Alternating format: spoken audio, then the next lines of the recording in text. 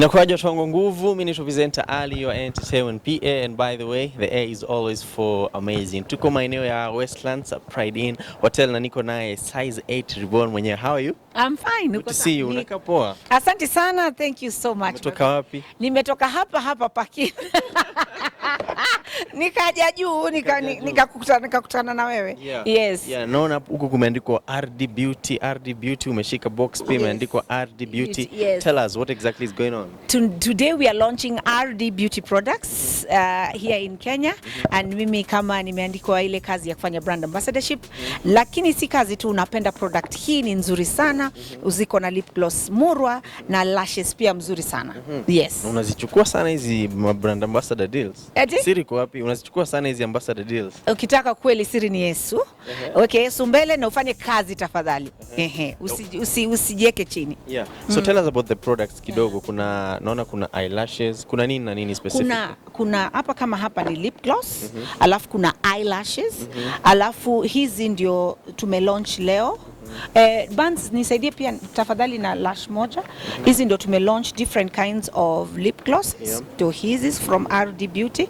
Alafu pia tuko na lashes, all kinds of them. Ukiangalia mimi nimepaka RD Beauty lip gloss na nimevaa RD Beauty lashes. Okay. Yes. Wow, this is really amazing and congratulations on that.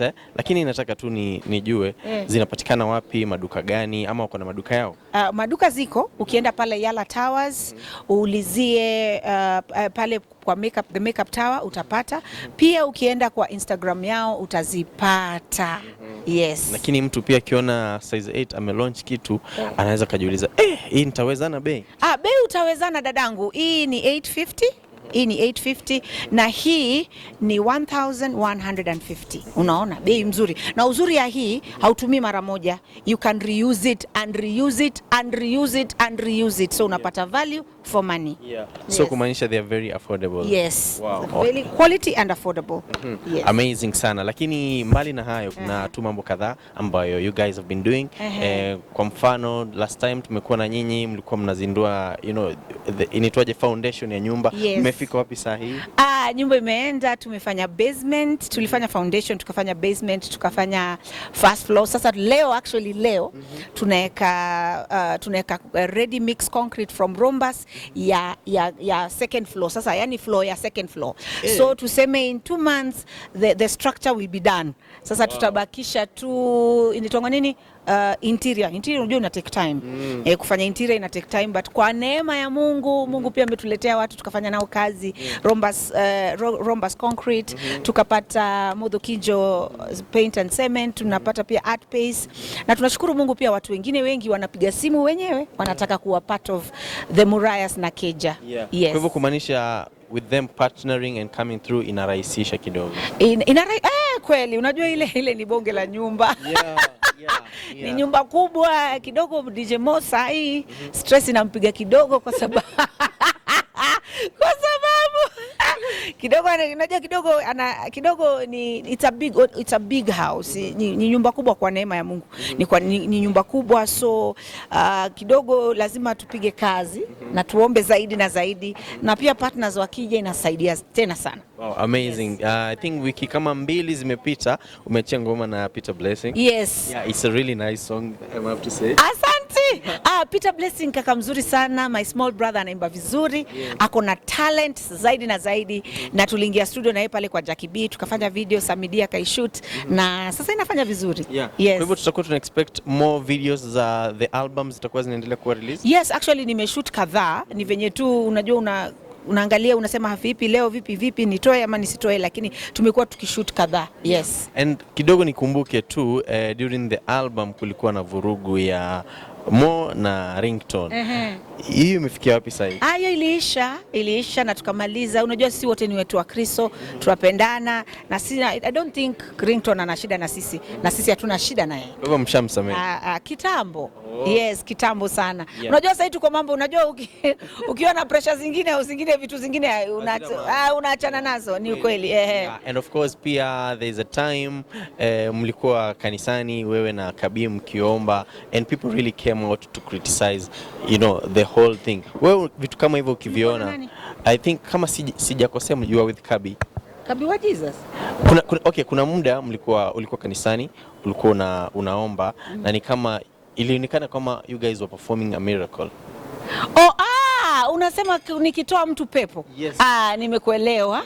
Hiyo inaitwa casting out a demon. Iko kwa kitabu ya Mark 16, chapter 16, verse 17 and 18. Yesu anasema in my name you will cast out demons. Unaelewa? Hata kwenye I think Luke 4:18 pia Yesu anasema alikuja ku set the captives free. Kwa hivyo unajua watu wengi wenye hawajui mambo ya Biblia vizuri kidogo wana what is it?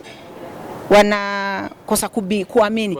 Lakini hizi ni vitu za dunia, hizi ni vitu za Mungu na ziko kwenye Biblia, na Yesu anasema, alituambia ukiamini kwa jina langu uta cast out demons, uta heal the sick, uta raise the dead in the name of Jesus. So watu waamini Yesu. Kama hujui Yesu, Yesu yuko. Haya, niendelee.